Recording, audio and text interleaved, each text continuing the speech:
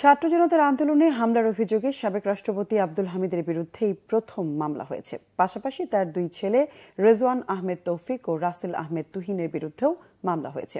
মামলায় আসামি করা হয়েছে শেখ হাসিনা সহ ১২৪ জনকে। এই প্রথম কোনো মামলায় সাবেক রাষ্ট্রপতি আব্দুল হামিদকে আসামি করা হলো। মঙ্গলবার কিশোরগঞ্জ থানায় মামলাটি করেন বিএনপি কর্মী তহমুল ইসলাম মাজহারুল নামে এক যুবক। মামলায় আব্দুল হামিদকে ৩ নম্বর আসামি করা হয়েছে। শেখ হাসিনা ১ নম্বর আসামি ও ২ নম্বরে আছেন শেখ রেহানা। রয়েছে সজীব ওয়াজেদ জয় এবং সাইমা ওয়াজেদের নামও। বাদী তহমুল ইসলাম জানান, আন্দোলনের সময় আহত হয়ে দীর্ঘদিন চিকিৎসা নেওয়ার পর এখন কিছুটা সুস্থ হওয়ায় তিনি মামলা করেছেন। মামলায় বলা হয়, ছাত্র জনতার আন্দোলন দমনে দেশ বিদেশে অবস্থান করা আসামিরা সারা দেশে গণহত্যার পরিকল্পনা করেন। কিশোরগঞ্জে যাতে কোনো আন্দোলন না হতে পারে সেই নির্দেশনাও দেন তারা। আন্দোলন দমাতে গণহত্যার নির্দেশও দেন। গেল বছরের ৪ আগস্ট দুপুরে শহরের স্টেশন রোড এলাকায় ছাত্র জনতার মিছিলে হামলা ও গুলিতে বাদীসহ অনেকেই আহত হন।